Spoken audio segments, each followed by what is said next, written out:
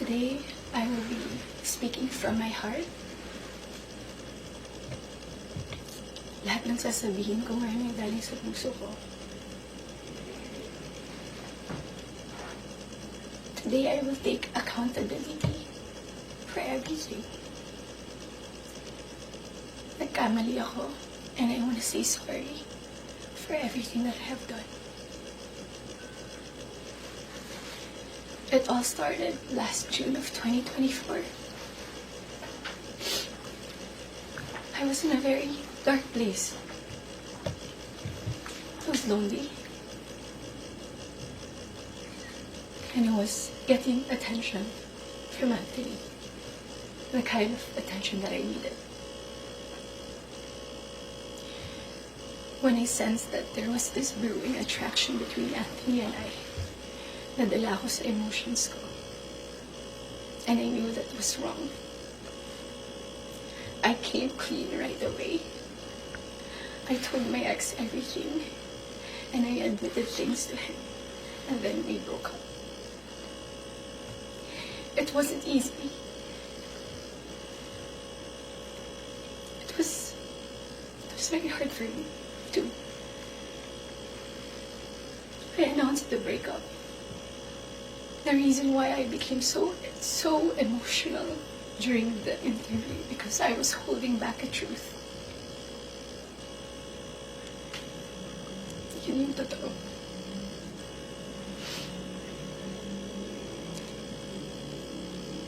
I wasn't really able to simmer down. I wasn't able to reflect on what had happened. I was working every day for days straight, weeks straight, months straight. Bago nagsimula yung mga daming trabaho namin, I told Anthony that I broke up with my ex. And he also said the same thing.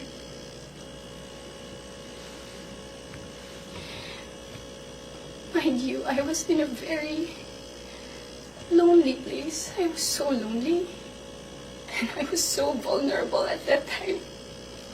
Like everybody, nakaka-break lang. You would be so vulnerable.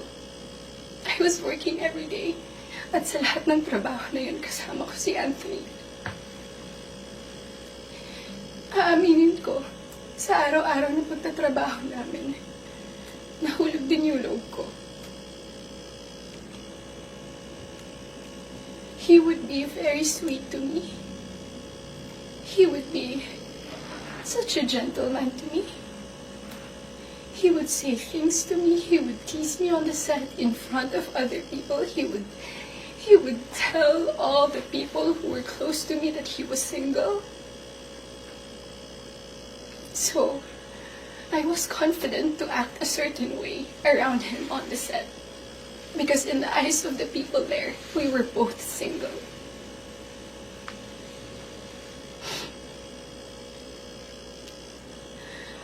Araw-araw kami nagtatrabaho, and September came. We went to Italy for our shoot sa teleserye namin na Incognito.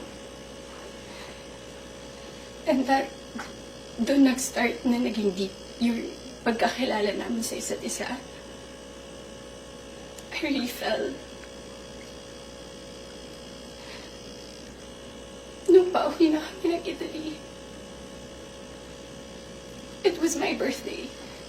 And we were stuck at the airport the whole day. He would say things to me that are sweet. He would say promises. We would tell promises to each other. And then nung pauwi na ng Italy, I felt so happy that I had to post something on my IG story just to appreciate him during that day. And then pagka-uwi ko,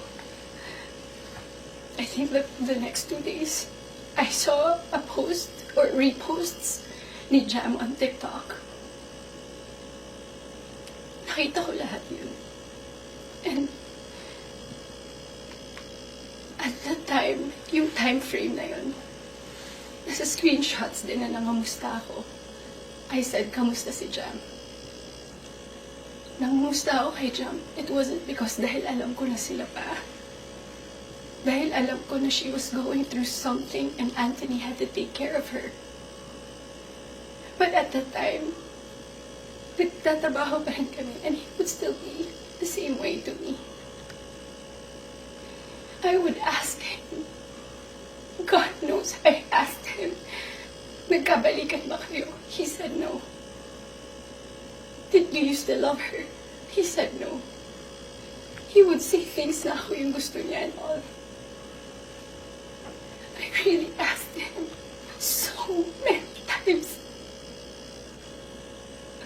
And then the first wave of bashing on TikTok.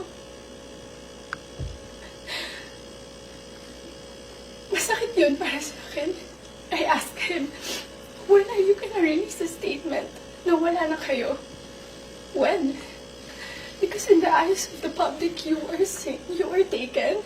But I know that you're not. And you would be very sweet to me. When are you gonna release a statement? He would tell me he was waiting for the right moment. I didn't want to be pushy.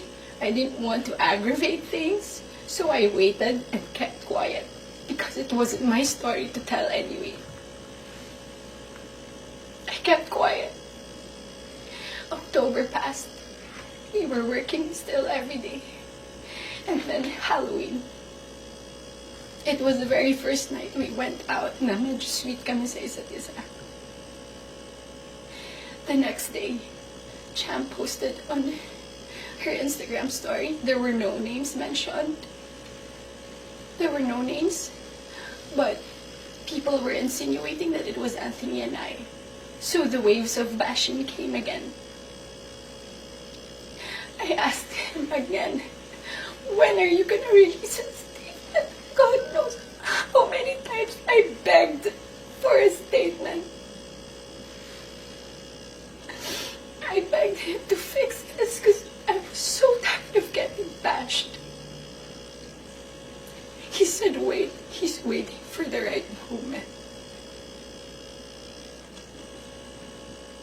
I waited. I still kept quiet. I really wanted to speak up. But it wasn't my story and I would look really pathetic. Days went by.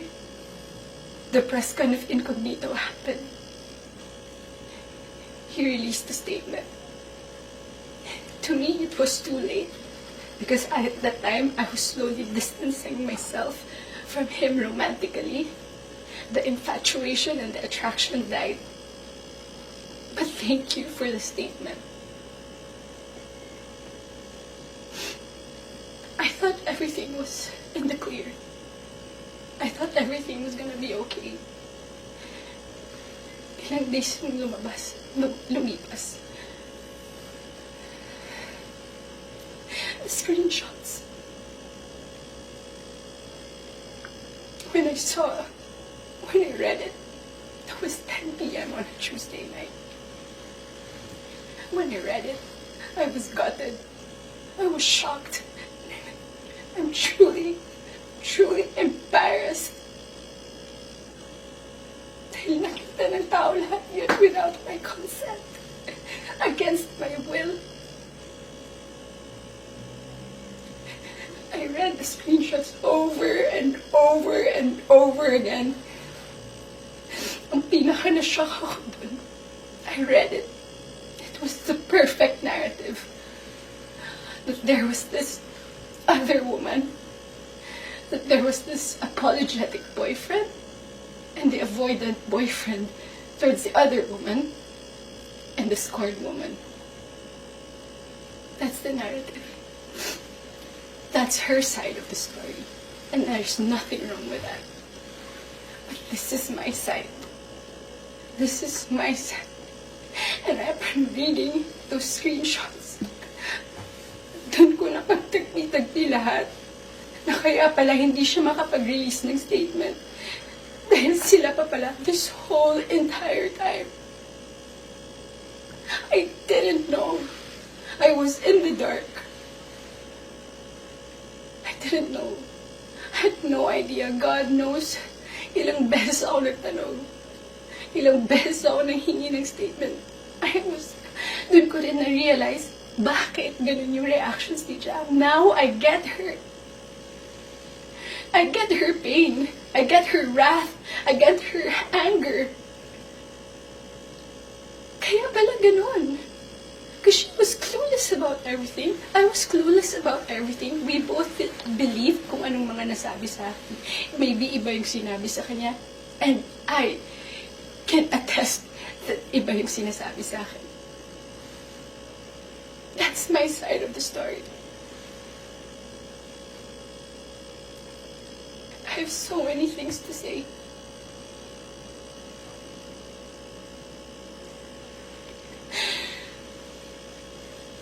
Hindi ko ako makapaniwala. Papahinga pala ako ganito sa buhay ko. So to the public, I am sorry that you got to see that very intimate side of me.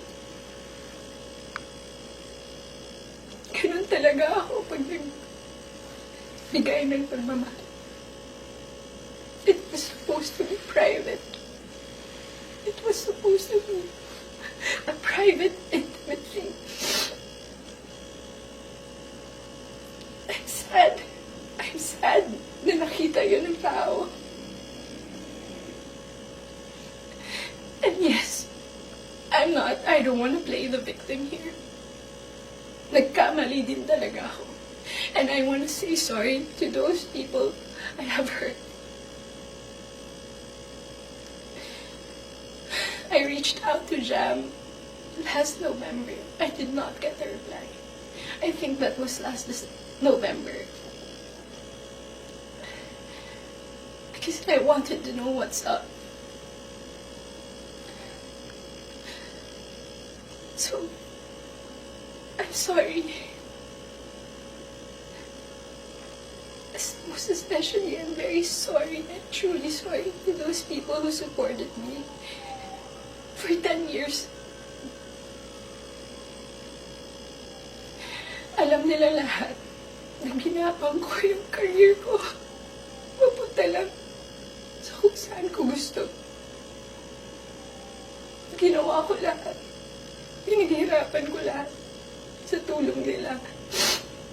Nagagawa ko yung mga gusto. I don't know where I'm gonna go. I don't know saan ako papunta. Yung dignidad ko, hindi ko na mahanap. Whenever I go out, whenever I walk, I feel like I'm a naked woman walking. Hindi ko alam anong gagawin ko. I'm so embarrassed. And I'm sorry that you get to see that.